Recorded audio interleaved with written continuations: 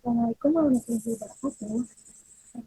Saya Rahma saya dari kelas A1 Manajemen dengan NIM 61201236022. Di sini saya akan menjelaskan materi pengantar teknologi informasi semester 2 dengan dosen pengantar Bapak Seyuroji SNMM. Di dunia video ini, saya akan memiliki tugas kelas pengantar teknologi informasi.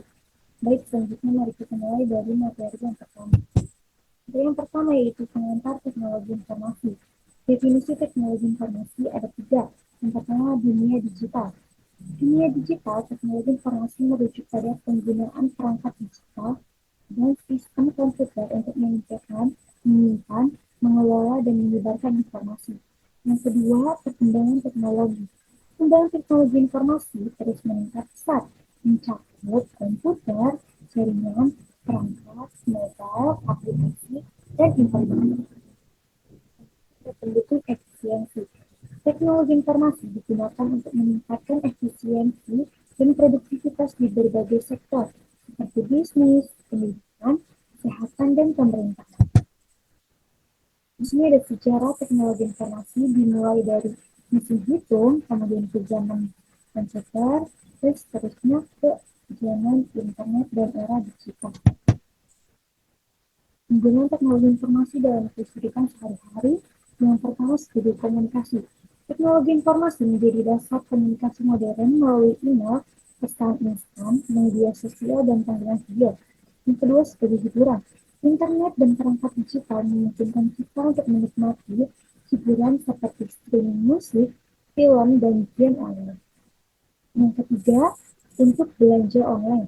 Teknologi informasi memudahkan kita untuk berbelanja secara online, dari makanan hingga barang elektronik, dengan pengiriman yang cepat dan aman.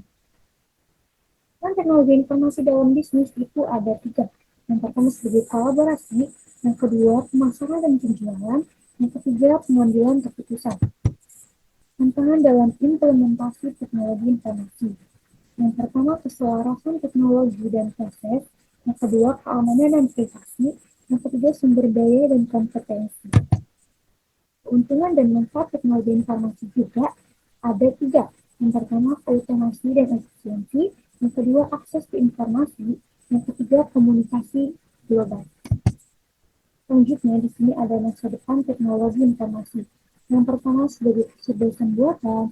Yang kedua, komputasi kuantum. Yang ketiga, realitas virtual. Baik, di sini masuk ke materi yang kedua, yaitu sejarah perkembangan komputer. Pengertian dan definisi komputer. Komputer adalah alat elektronik yang dapat menerima, menyimpan, mengolah, dan memberikan informasi secara otomatis. Komputer telah mengubah dunia dengan kecepatan dan kemampuannya. Ini ada macam-macam komputer, yaitu ada dua. Yang pertama, komputer analog. Sebuah era di mana komputer beroperasi berdasarkan kontinuitas nilai, menggunakan sirkuit analog untuk mewakili data. Yang kedua, ada komputer mekanik. Komputer yang menggunakan perpindahan fisik atau mesin untuk melakukan penghitungan. Di sini ada generasi-generasi komputer. Generasi komputer yang pertama ada komputer tabung vakum, programmable directional, dan Unitec 1. Ini ada generasi komputer kedua. Ada transistor, kartu ponsel, dan komputer arsitektur pipa. Selanjutnya ada generasi komputer ketiga. Yang pertama, sirkuit terpadu melahirkan mikroprosesor yang menjadi dasar komputer modern. Yang kedua ada PC dan personal komputer. PC menjadi populer dan terjangkau bagi konsumen akhir. Yang ketiga ada sistem operasi. Sistem operasi seperti Unix dan DOS menjadi kunci dalam pengoperasian komputer dan pengaktifan program aplikasi. Yang keempat ada GUI dan mouse. Antar grafis pengguna dan mouse revolusioner mempermudah pengoperasian komputer. Di sini ada generasi komputer keempat. Yang pertama ada perkembangan jaringan, yang kedua teknologi bergerak, yang ketiga computing yang lebih cepat.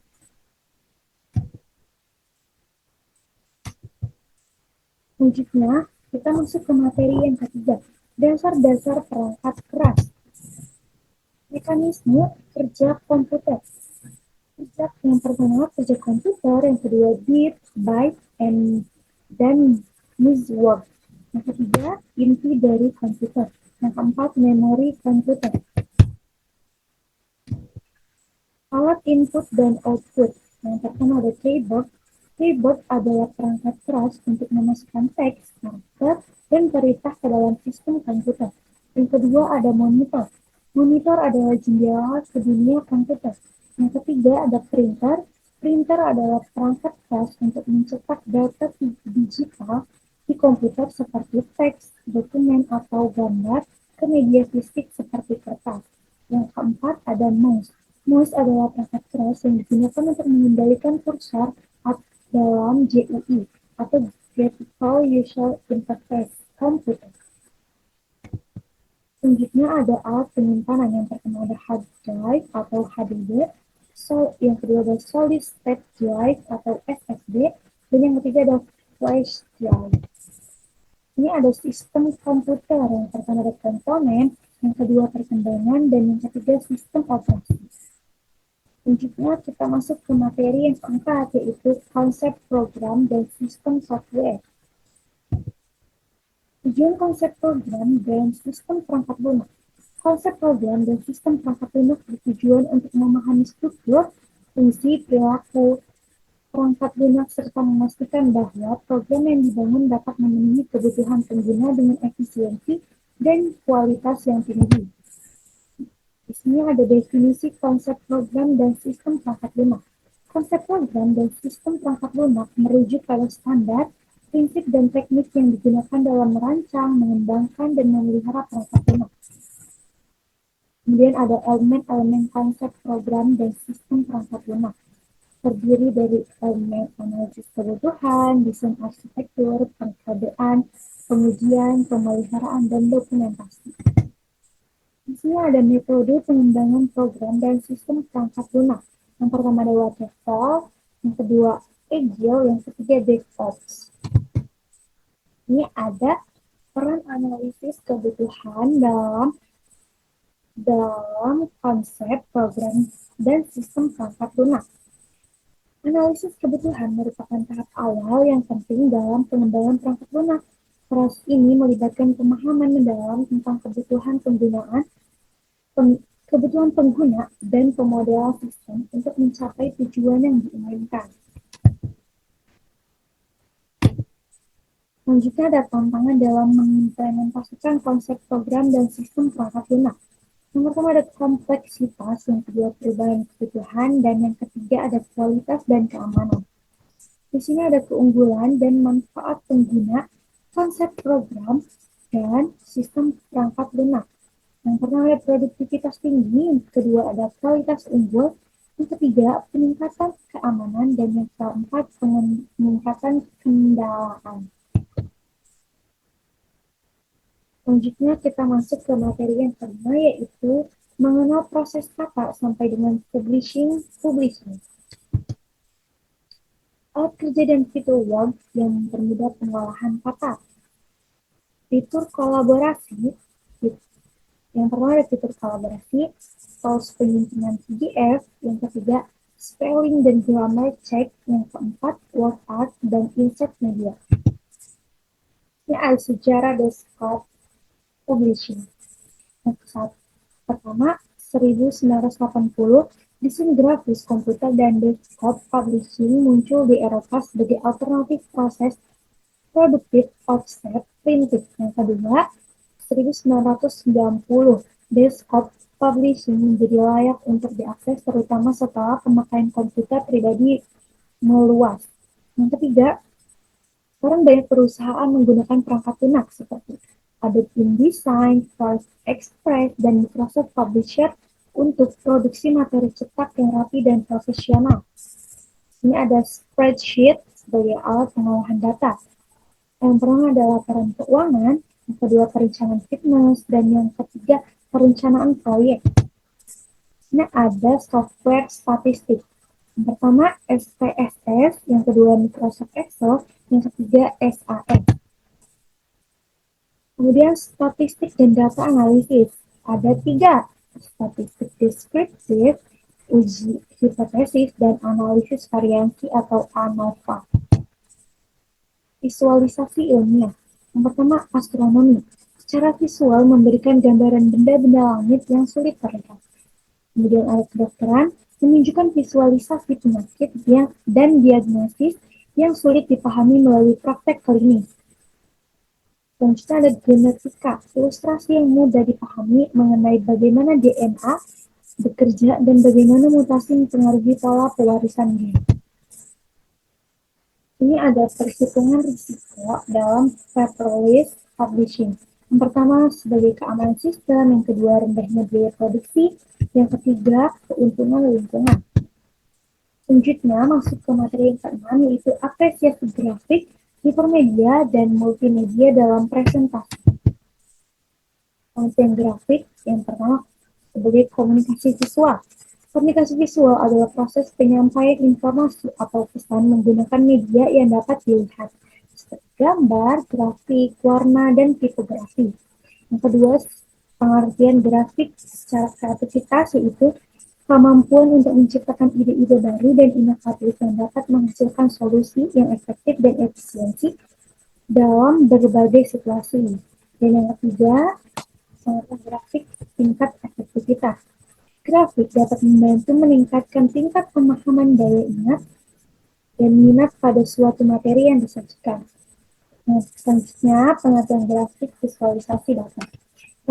Representasi visual dari data yang digunakan untuk membantu orang memahami konteks dan signifikan dari data tersebut. Hipermedia dalam presentasi. Ada tiga. Yang pertama, pengertian hipermedia. Yang kedua, interaktivitas. Dan yang ketiga, engagement. Pentingnya multimedia dalam presentasi. Sebagai kompleksitas informasi, sebagai interaksi audiens, dan yang ketiga ada kreativitas ekspresi. Perbedaan grafik, hipermedia, dan multimedia. Grafik itu bentuk visual yang mewakili data secara efektif. Hipermedia pautan tak terbatas antara berbagai media dalam presentasi. Multimedia, penggunaan kombinasi media seperti teks, gambar, suara, dan video. Penerapan grafik, hipermedia, dan multimedia dalam presentasi. Yang pertama, grafik. Gunakan grafik untuk menyajikan data statistik atau menyederhanakan konsep kompleks dengan gambar. Yang kedua, hipermedia. Berikan pengalaman interaktif kepada audiens dengan menggunakan hipermedia untuk menavigasi presentasi. Dalam multimedia, gabungkan teks, gambar, suara, dan video untuk menyampaikan informasi secara lebih menarik dan komprehensif. Selanjutnya kita masuk ke materi yang ketujuh, yaitu manfaat database dan pengimplikasiannya. Pengertian database. Database adalah kumpulan data terstruktur yang disimpan secara sistematis. Ini mencakup entitas, atribut, dan relasi antara entitas. Database memungkinkan pengguna untuk menyimpan, mengelola, dan mengambil informasi dengan mudah dan cepat, meningkatkan efisiensi dan akurasi bisnis. Ada manfaat penggunaan database. Yang pertama sebagai penyimpanan efisien. Database memungkinkan penyimpanan data dalam format yang secure, mengoptimalkan penggunaan ruang penyimpanan dan penghemat biaya. Yang kedua ada pemeliharaan data. Database menyediakan fitur untuk memastikan integritas dan keamanan data, termasuk pemulihan data dan cadangan rutin. Yang ketiga ada manfaatnya sebagai akses mudah. Database dapat memberikan akses cepat dan mudah ke informasi yang diperlukan, memungkinkan pengguna untuk mengambil data dengan cepat dan akurat. Yang keempat ada analisis data. Dengan database, perusahaan dapat menganalisis data secara efektif, mengidentifikasi tren, memprediksi perkembangan pasar, dan meningkatkan pengambilan keputusan bisnis. Di sini ada beberapa contoh pemanfaatan database dalam bisnis. Contoh yang pertama yaitu manajemen persediaan. Database membantu bisnis melacak dan mengelola persediaan dengan efisien, memastikan pasokan yang cukup, dan menghindari kerugian akibat kekurangan atau pemudaziran bahan. Yang kedua, di sini ada manajemen hubungan pelanggaran atau CRM. Metode CRM membantu bisnis dalam memahami pelanggan, melacak interaksi pelanggan, dan meningkatkan pengalaman pelanggan serta kepuasan mereka. Yang ketiga, analisis data bisnis. Data base digunakan untuk menganalisis data bisnis seperti penjualan, pengeluaran, dan kinerja produk yang dapat membantu bisnis dalam mengoptimalkan strategi pemasaran dan peningkatan keuntungan. Di sini ada pentingnya keamanan data dalam penggunaan database. Dalam penggunaan database, keamanan data merupakan hal yang penting. Database harus dilindungi dari akses yang tidak sah, kehilangan data, dan kerusakan. Langkah-langkah penjagaan keamanan seperti autentikasi, enkripsi, dan backup rutin harus diimplementasikan untuk memastikan keberlanjutan dan integritas data. Kemudian ada implikasi hukum dalam penggunaan database. Penggunaan database juga terkait dengan implikasi hukum terkait privasi dan perlindungan data pribadi.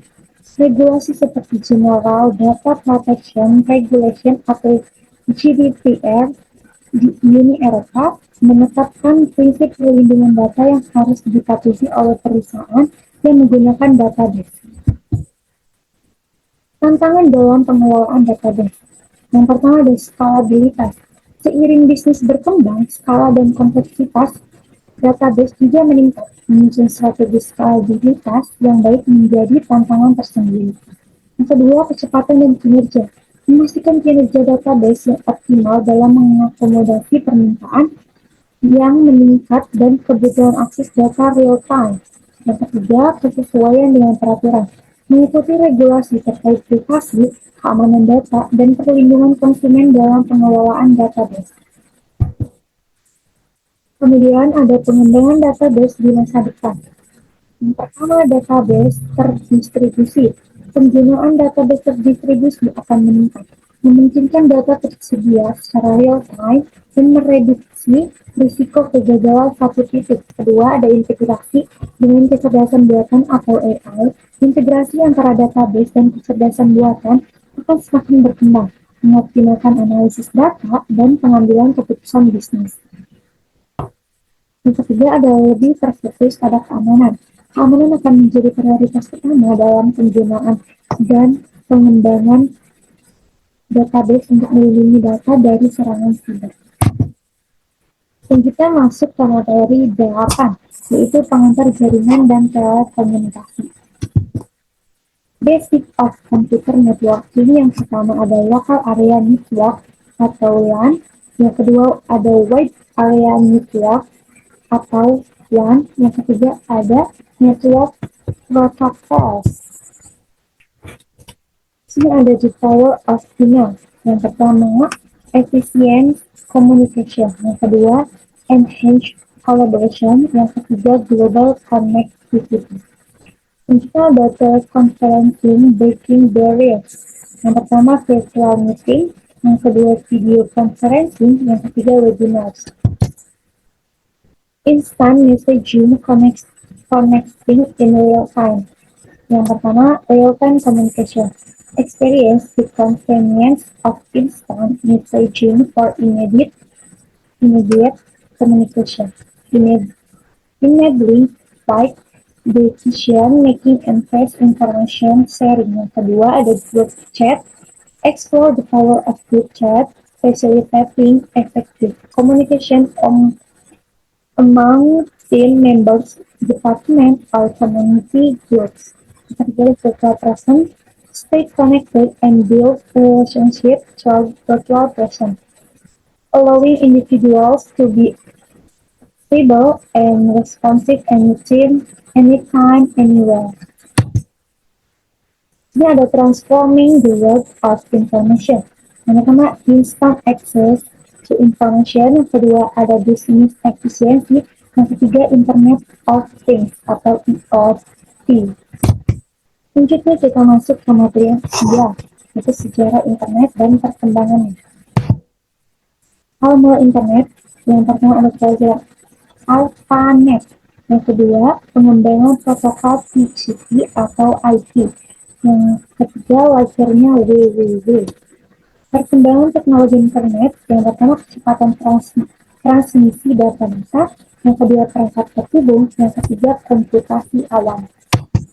Selanjutnya ada dampak internet terhadap kehidupan manusia. Dampaknya itu yang pertama, akses informasi global, komunikasi instan, peluang bisnis baru, terbukanya akses pendidikan. Dan selanjutnya ada tantangan dan isu terkait internet. Privasi dan keamanan, konten berbahaya, kesenjangan digital. Ini ada masa depan internet. Yang pertama, teknologi 5G. Jaringan 5G akan meningkatkan kecepatan dan kapasitas internet, mendukung kemajuan teknologi masa depan. Yang selanjutnya ada Internet of Things. Pertumbuhan perangkat IoT akan memperluas konektivitas dan otomatisasi dalam kehidupan sehari-hari. Yang ketiga ada kecerdasan buatan. Penerapan kecerdasan buatan akan meningkatkan pengalaman pengguna dan efisiensi layanan. Selanjutnya materi yang ke-10, memahami infrastruktur, data, dan informasi. Definisi dan konsep dasar infrastruktur data. Yang pertama itu basis data, yang kedua konektivitas, dan yang ketiga server, dan selanjutnya ada komponen utama infrastruktur data. Perangkat yaitu perangkat keras, perangkat lunak, sumber data, dan proses dan alur kerja. Peran infrastruktur data dalam organisasi. Infrastruktur data memegang peranan penting dalam organisasi modern. Ia bertindak sebagai tulang punggung yang menghubungkan berbagai sistem aplikasi dan sumber data untuk mendukung pengambilan keputusan yang tepat dan efisien. Juga ada manfaat infrastruktur data yang efektif, sebagai peningkatan efisiensi, pengambilan keputusan yang lebih baik, inovasi, dan pengembangan produk. Tantangan dalam membangun infrastruktur data, yang pertama ada kompleksitas, yang kedua keamanan yang privasi, dan yang ketiga sumber daya terbatas, dan perubahan teknologi.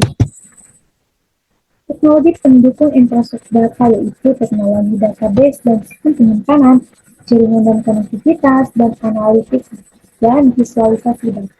Prinsip-prinsip desain infrastruktur data, yang pertama ada scalable dan tahan lama, yang kedua keamanan dan privasi, yang ketiga interoperabilitas, yang keempat efisiensi biaya.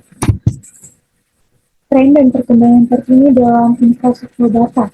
Perkembangan teknologi telah membawa perubahan signifikan dalam infrastruktur data. Saat ini, kami melihat tren-tren seperti peningkatan penggunaan cloud computing, adopsi big data dan analitika, serta implementasi Internet of Things atau IoT dan edge computing. Langkah-langkah implementasi infrastruktur data yang sukses. Yang pertama, perencanaan. Mengidentifikasi kebutuhan dan tujuan organisasi. Yang kedua, desain, merancang arsitektur data yang efektif. Yang ketiga, implementasi, membangun dan mengintegrasikan komponen infrastruktur. Yang keempat, manajemen, memelihara dan mengoptimalkan infrastruktur data. Yang kelima, evaluasi, meninjau dan menyesuaikan infrastruktur secara berkelanjutan. Kita masuk ke materi terakhir, yaitu infrastruktur data dan informasi. Ini ada definisi infrastruktur data. Infrastruktur data dan informasi adalah komponen teknis dan organisasi yang memungkinkan pengumpulan, penyimpanan, pemrosesan, pengelolaan, dan distribusi data serta informasi dalam suatu organisasi atau sistem. Infrastruktur ini mencakup berbagai elemen, baik perangkat keras maupun perangkat lunak, serta kebijakan dan prosedur yang digunakan untuk mengelola data dan informasi secara efektif. Ini adalah komponen utama infrastruktur data dan informasi. Yang pertama, perangkat keras itu hardware, ada server, penyimpanan atau storage, jaringan atau networking, perangkat pengguna akhir atau end user device. Selanjutnya ada perangkat lunak atau software, yang bernama sistem manajemen basis data atau database management system. Yang kedua, aplikasi pengolahan data. Yang ketiga, sistem operasi atau operating sistem. Yang keempat ada aplikasi bisnis. Di sini masih komponen utama proses data dan informasi. Yang ketiga itu data. Ada data operasional, data storage, dan data eksternal. Di sini ada proses dan kebijakan. Kebijakan keamanan data atau data storage. Yang kedua, prosedur pengelolaan data atau data management procedure. Yang ketiga, kepatuhan dan regulasi, compliance and regulation. Yang kelima, selanjutnya, sumber daya manusia atau human resource. Yang pertama ada administrator basis data atau database, administrator. Yang kedua, analisis data atau data analisis. Yang ketiga, insinyur jaringan atau network engineers. Yang keempat, pengembangan perangkat lunak atau software developers. Selanjutnya yang keenam yaitu layanan cloud. Yang pertama, platform sebagai layanan atau platform as a service. Yang kedua, layanan infrastruktur as a service. Yang ketiga, perangkat lunak sebagai layanan software as a service. Infrastruktur data dan informasi yang baik sangat penting bagi organisasi modern untuk memastikan bahwa data dapat diakses dan digunakan secara efisien, aman, dan sesuai dengan regulasi yang berlaku. Infrastruktur data dan informasi menghadapi berbagai tantangan yang bisa mempengaruhi efisiensi, keamanan, dan keberlanjutan pengelolaan data. Tantangan dan solusi. Yang pertama, keamanan data. Tantangannya itu ancaman keamanan siber seperti peretasan, malware, dan kebocoran data terus meningkat. Solusinya yaitu menerapkan enkripsi data, autentikasi multifaktor, firewall yang kuat, dan pemantauan keamanan secara real time. Selain itu, rutin melakukan pelatihan keamanan untuk karyawan. Yang kedua ada skalabilitas. Tantangannya yaitu pertumbuhan data yang eksponensial memerlukan infrastruktur yang dapat dengan mudah ditingkatkan. Solusinya yaitu menggunakan solusi cloud yang fleksibel seperti IaaS atau PaaS yang memungkinkan penambahan sumber daya sesuai kebutuhan tanpa investasi besar pada infrastruktur fisik. Selanjutnya yang ketiga ada kepatuhan regulasi. Tantangannya yaitu memenuhi persyaratan hukum dan regulasi yang ketat seperti GDPR, HIPAA atau CCPA. Solusinya yaitu menerapkan kebijakan dan prosedur yang sesuai dengan regulasi, melakukan audit rutin, dan menggunakan alat bantu kepatuhan untuk memastikan semua data dikelola sesuai aturan. Yang keempat ada integrasi sistem. Tantangannya yaitu mengintegrasikan berbagai sistem dan aplikasi yang berbeda dalam satu lingkaran kerja yang terpusat. Solusinya itu menggunakan middleware dan API untuk memastikan interoperabilitas antara sistem yang berbeda serta menerapkan standar data yang konsisten. Jadi yang kelima, manajemen data besar atau big data. Tantangannya yaitu mengelola dan menganalisis volume data yang besar dan beragam secara efektif. Solusinya menggunakan teknologi big data seperti Hadoop dan Spark, serta alat analitik yang mampu menangani data besar secara efisien. Yang keenam yaitu pemulihan bencana. Tantangannya itu memastikan data tetap aman dan dapat dipulihkan setelah terjadinya bencana atau kegagalan sistem. Solusinya menerapkan strategi pemulihan bencana yang meliputi backup data secara rutin, verifikasi data ke lokasi yang berbeda, dan uji coba pemulihan bencana secara berkala.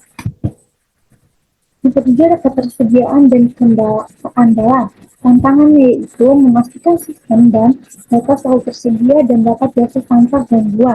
Solusinya yaitu mengimplementasikan arsitektur redundasi dan failover serta menggunakan layanan cloud dengan SLA atau Service Level Agreement yang tinggi. Yang kedelapan ada pengelolaan biaya. Tantangannya itu mengelola biaya yang terkait dengan penyimpanan, pemrosesan, dan pembayaran data yang terus meningkat.